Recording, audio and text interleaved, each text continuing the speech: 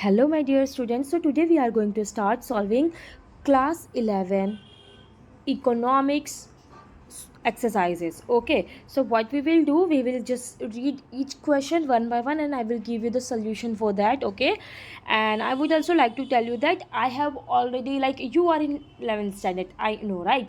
But I'm talking about 12th standard, so I have already uploaded 12th standard economics all the chapters videos, because I was getting a great and huge response from there. And in that videos also I saw many people, like many 11th standard students were requesting me to please upload economics for 11th as well. So here I am for you. Okay, so if I will get a good response in these videos, like अभी हम exercise first solve करने वाले, chapter 1 solve करने वाले हैं, इसी के साथ साथ आगे भी हम सॉल्व करेंगे. But if I will get a good response in these videos, then I will surely upload all the chapters videos as well for the class 11 too. Okay, so ठीक है, तो मुझे बहुत अच्छा रिस्पांस मिल रहा था, लाइक 12 से, एंड देन वहाँ पे people were requesting so much for 11th standard as well.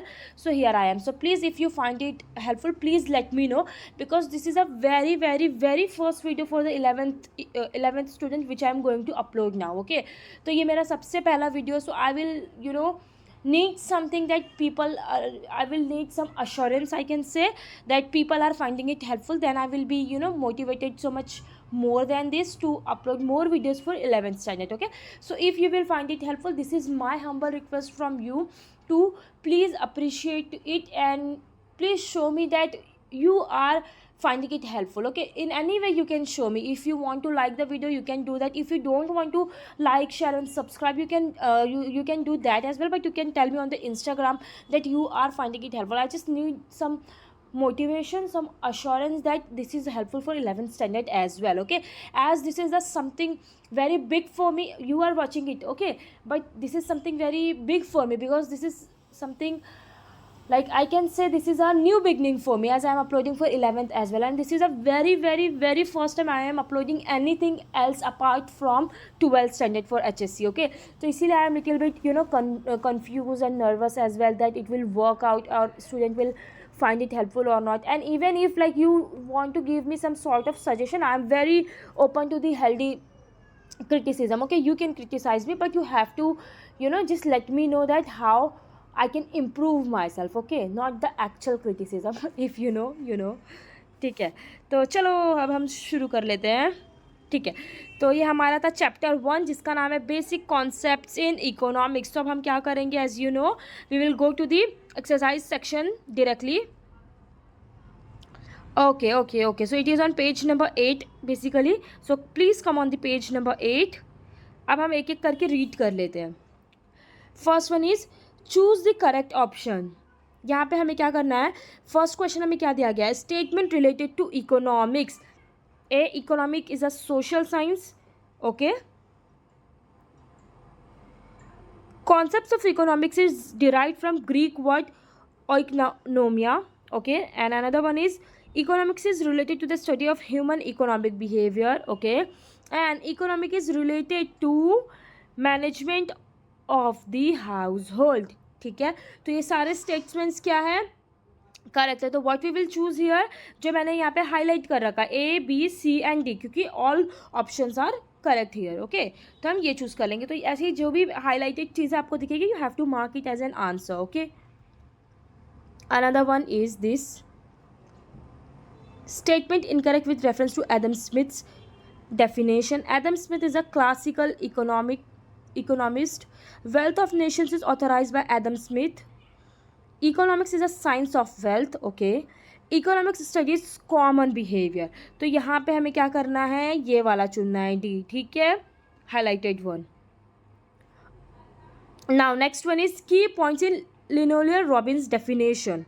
Wants are unlimited. Okay, correct. means are limited. Okay, wants are not gradable. Okay, means have alternate uses. So यहाँ पे we have to choose A, B and D. Okay, okay, another one is statement related to wealth. अच्छा देखो, I can not read every each and every question ना, काफ़ी लंबी video हो जाएगी. We have to solve whole exercise in just one part in this video only. तो just यहाँ पे I will show you the answers. This is the answer statement related to wealth. ठीक है, let us move. Aspects considered in national income. So this one, fourth, A, B, C and D. Okay. अब हम आगे देख लेते हैं. अच्छा, यहाँ पे हमें क्या बोला गया है, कंप्लीट द कोरिलेशन. ठीक है, तो यहाँ पे देखो, यहाँ पे क्योंकि ये बॉक्स में ऑब्वियसली आ नहीं पाता, इसीलिए I have written it like this. ठीक है, but you don't have to write it like that. ठीक है, ये तो आप अपने टेक्स्ट बुक में आपको भी ऐसे ही कैसे मेरे जैसे ही जुगाड़ करके लिखना होगा, बट इन योर नोटबुक अच्छे से कॉलम बनाओ and right this. So natural science, okay, exact sciences, social science, abstract science, यहाँ पे आपको लिखना. Okay, another one is physics, ये क्या है, नेचर साइंस है. साइकोलॉजी, ये क्या है, सोशल साइंस है ना.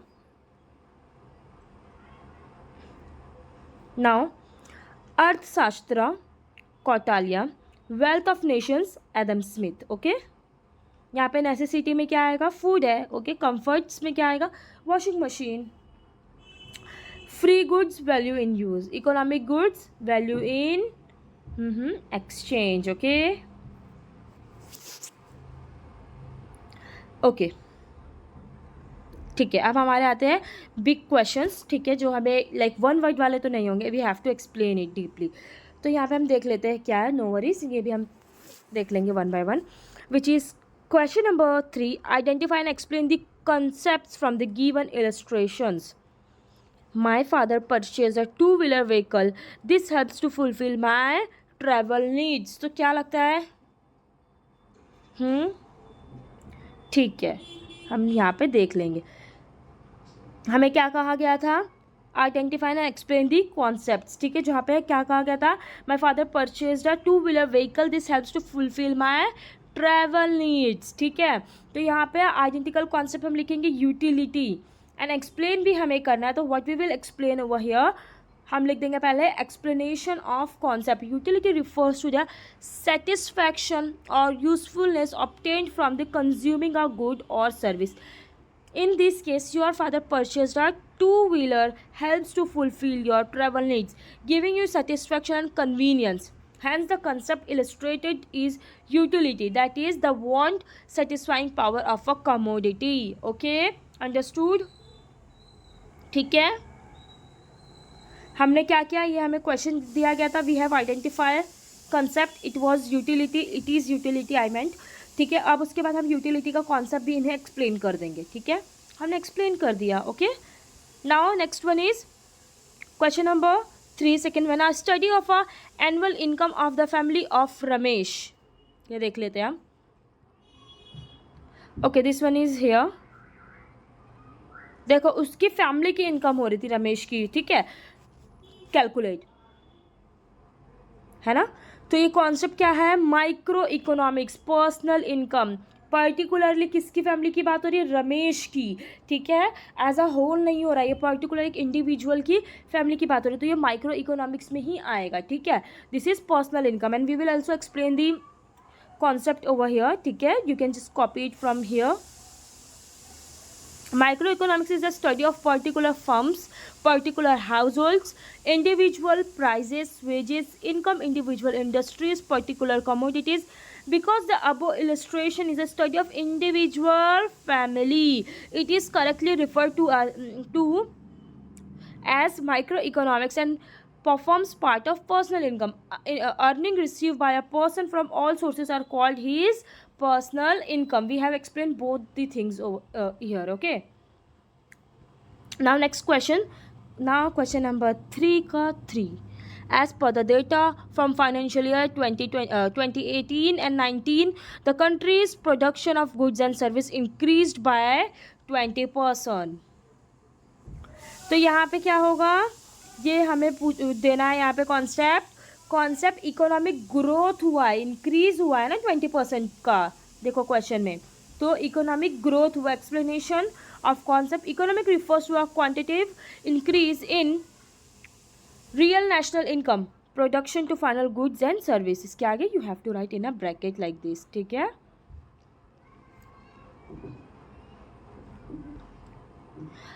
Okay. Karuna's mother saves 1,000 every month out of her given salary.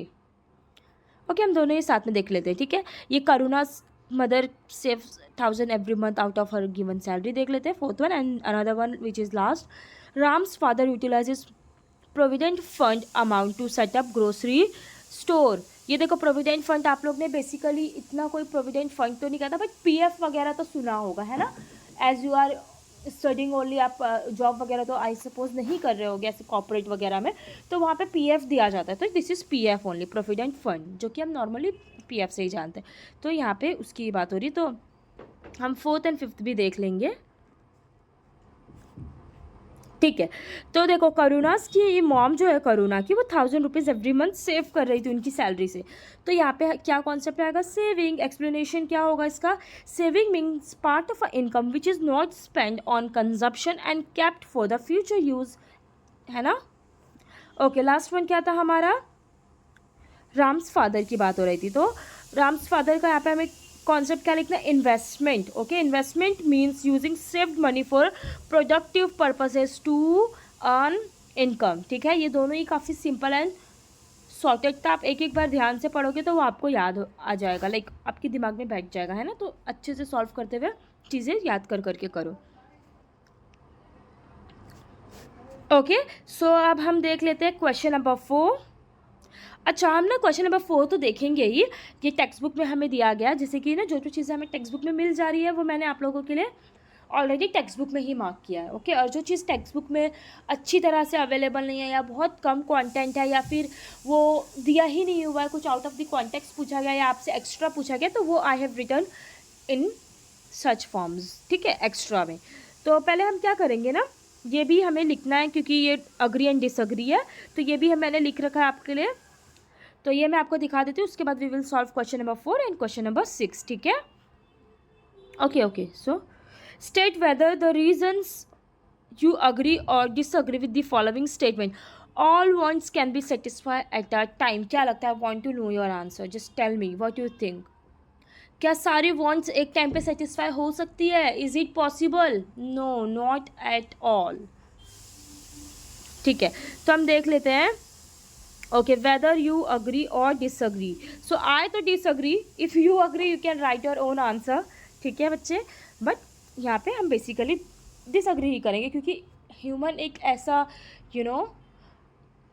उसका नेचर एक ऐसा है कि उसके वांट्स कभी सेटिस्फाई नहीं हो सकते, और एक टाइम पे तो बिल्कुल नहीं सेटिस्फाई हो सकती अनटिल एंड अनलेस उसने दुनिया त्याग दी हो। ओके, तो all wants can not be satisfy at a time, लेकिन ये हमें क्या कह रहा था, all wants can be satisfied at the time, no we do not agree with it। so what we will do, we will write it as I disagree with the statement। okay, reasons humans wants are unlimited while means to satisfy them are limited। when one want is satisfied, new wants arise immediately।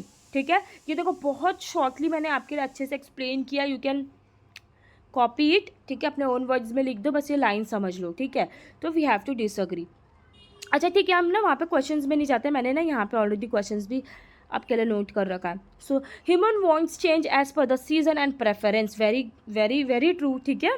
क्या मैं बताओ, क्या मैं गर्मी में raincoat पहन के घूमूंगी, नहीं पहन के घूमूंगी क्योंकि मैं पागल नहीं हूँ, ठीक है, मुझे लोग पागल समझेंगे और मुझे खुद भी वो जमेगा नहीं, मेरी बॉडी को नहीं जमेगा, ऐसा वो प्लास्टिक होता है रेनकोट, ठीक है। अभी मुझे समर में ऑलरेडी गर्मी लग रही है, उसके बाद से वो मुझे और हीट देगा, तो ऐसे तो मुझे नहीं जम पाएगा। या फिर अभी मैं काफ़ी एग्जाम्पल्स है, ठीक है, कुछ सर्दियों के कपड़े होते हैं, ठीक है, तो क्या हम वो गर्मी में पहन सकते हैं, नहीं पहन सकते।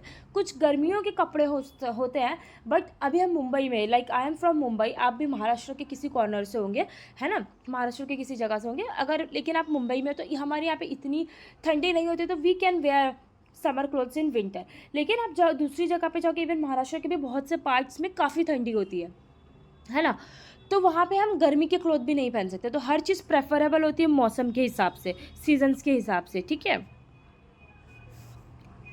Okay, so I agree with the statement, reason wants depend upon climate condition, for example warm clothes in winter and cold drinks in summer, very very great example है ना।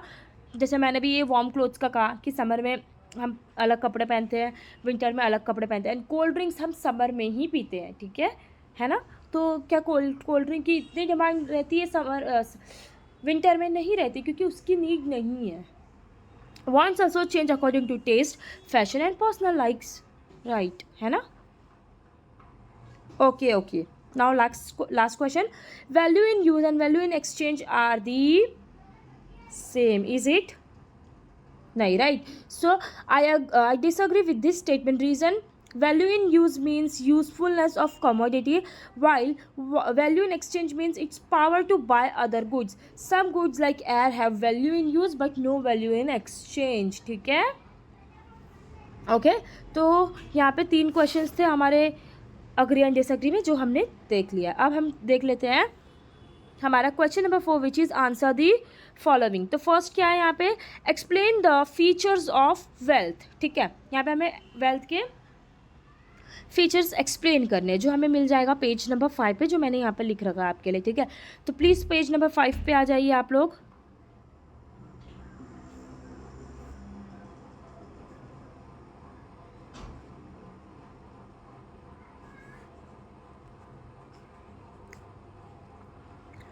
ओके, आप पेज नंबर 5 पे देखिए. मैं यहाँ पे page number 5 पे हूँ. अगर आप पेज नंबर 5 पे आओगे, यहाँ पे आपको टॉप पे जाना है. ओके, अब यहाँ पे एक सेक्शन है, यहाँ पे हमें 5 करके दिया गया है, क्लासिफिकेशन ऑफ वॉन्ट्स. ठीक है, क्लासिफिकेशन ऑफ वॉन्ट्स में ये जो 5th पॉइंट है हमारा यहाँ पे, विच इज़ वेल्थ.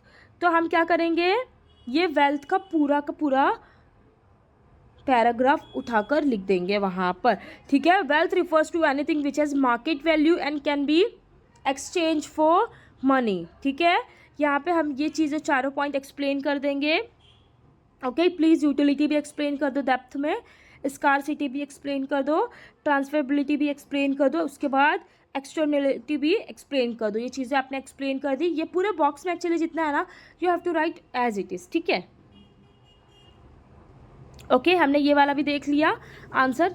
अब हम नेक्स्ट देख लेते हैं हमसे क्या पूछा गया था, which is question number 4, which is second one, explain the characteristics of human wants. अब हमें ह्यूमन वॉन्ट्स के कैरेक्टरिस्टिक्स बताने हैं, जिसका आंसर हमें मिल जाएगा पेज नंबर 3 पे. So let us quickly come on the page number 3. Okay, so here we are. अब देखो हम आ गए पेज नंबर 3 पे. ठीक है, as you can see it is page number 3. Okay, now what we will do, हम यहाँ पे ऊपर जाएंगे ना, तो यहाँ पे कैरेक्टरिस्टिक्स ऑफ वॉन्ट्स हमें ब्लू कलर में दिख रहा है. ये हमने यहाँ पे देखा and we will start writing our answer. Wants are unlimited, ये पूरा एक्सप्लेन कर दो यहाँ तक. ठीक है, after that wants are recurring in nature, ये हमने एक्सप्लेन कर दिया.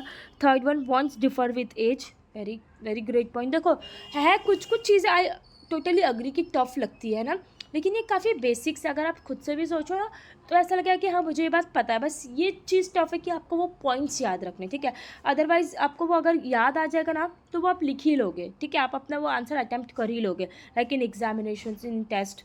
ठीक है, या फिर आपको क्वेश्चन आंसर कोई पूछ ले ऐसे ही just to check your knowledge, तो you will be able to answer. बस आपको वो पॉइंट्स याद रखने. तो वॉन्ट्स डिफर विथ एज, बिल्कुल है ना, wants and their satisfaction differ as per the chronological age. ठीक है, wants differ with gender, male की प्रेफरेंस बहुत अलग होती है, फीमेल की प्रेफरेंस बहुत अलग होती है ना.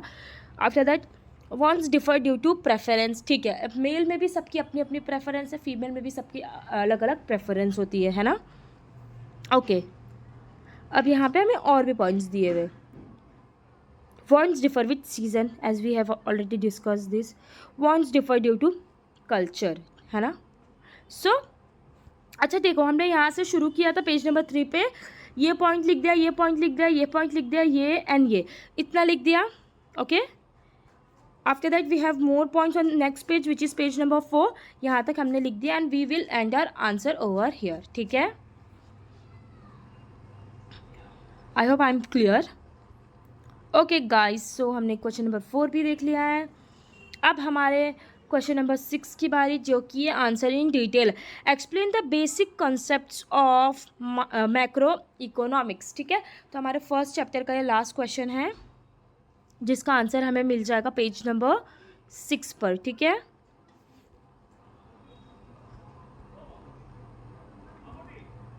ओके, सो हम पेज नंबर 6 पे आ गए. अब हमें क्या करना होगा ना, ये देखो ये पेज शुरू हो रहा है यहाँ पे, ये लास्ट में हमें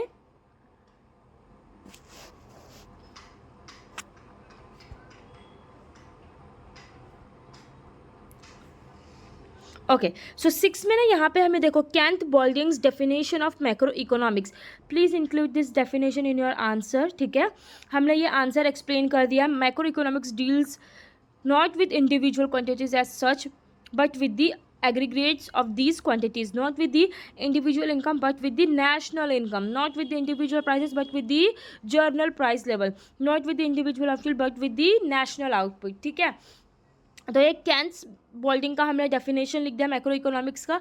अब हमसे पूछा क्या गया था, मेनली बेसिक कॉन्सेप्ट हमें कहा गया था मैक्रो इकोनॉमिक्स का एक्सप्लेन करना है। तो what we will do now, we will explain the concept. तो पहले हमने इतना लिख दिया, उसके बाद हम लिखेंगे basic concepts of macroeconomics, same as you can see here on the screen. ये वाला जो है हमने वो लिखा। अब हम यहाँ पे अपने पॉइंट्स लिखने शुरू करेंगे, सब पॉइंट्स। ठीक है, ये लिख देंगे हम नेशनल इनकम। ओके, हमने नेशनल इनकम के पूरे पॉइंट्स लिख दिए। उसके बाद हमारा नेक्स्ट पॉइंट क्या आएगा, सेविंग। अच्छा ये नहीं लिखो, हाँ यहाँ पे एक और डेफिनेशन दी गई है। ठीक है, ये मत लिखो आप, it's okay, you don't have to write 2 definitions, if you want you can definitely, मगर आई विल सजेस्ट कि अगर आपको याद करना पड़ा है वो अलग से, तो ये एक डेफिनेशन भी लिखो चलेगा। या फिर इफ़ आपको ये नहीं जमता है, ये वाला डेफिनेशन नहीं जमता, तो आप यही वाला डेफिनेशन लिख दो, दोनों में से कोई भी एक चूज़ करो। अच्छा, तो हमने नेशनल इनकम एक्सप्लेन कर दिया था। अब हम एक्सप्लेन कर देंगे सेविंग्स, इन्वेस्टमेंट्स, पूरे पॉइंट्स लिखने हैं, हेडिंग्स नहीं बस। ट्रेड साइकिल्स, जो इन्फ्लेशन होता है, एक डिप्रेशन होता है, ये भी हमने एक्सप्लेन कर दिया। इकोनॉमिक ग्रोथ भी हमने क्या किया, एक्सप्लेन। उसके बाद इकोनॉमिक डेवलपमेंट भी हम कर देंगे एक्सप्लेन। ये आके हम कि जो रेड आपको दिखता है ना, खतरा होता है जो जो जहाँ पे आपको रुक जाना होता है, तो खतरा तो नहीं है, मगर कुछ आउट ऑफ द सब्जेक्ट आप नहीं लिख सकते हो जाकर, है ना। तो यहाँ पे ये रेड सिग्नल है कि यू हैव टू स्टॉप। ठीक है, आपको ये समझ आई बात कि हमने एक बेसिक कॉन्सेप्ट 6 से शुरू किया, हम बढ़ते बढ़ते आगे 7 पे गए एंड हमने हमारा आंसर यहाँ पे एंड कर दिया है। Okay, so guys we have discuss all the questions for the chapter number 1। ठीक है, concepts of basic economics. And अगर आपको कोई डाउट आता है तो आई विल सजेस्ट कि this was the first time maybe we are interacting, as I have already said this is the first time I am uploading anything else apart from 12th class. तो you can just revive the video, आप पीछे जाके फिर से एक बार देख सकते हो जहाँ पे आपको कुछ आंसर में डिफ़िकल्टीज लगती है। बट इफ़ अगर आपको वहाँ पे भी लगता है कि मुझे अब भी नहीं समझ आया, तो please ask me in the comment section, I would love to help you out। and if you want any other improvement in these videos, so please suggest me in the comment section, I will try my best to implement all of them। and if you have found the video, please do if you have found the video helpful, then please do like, share and subscribe and share with a friend। Bye bye, take care of yourself, thanks for watching।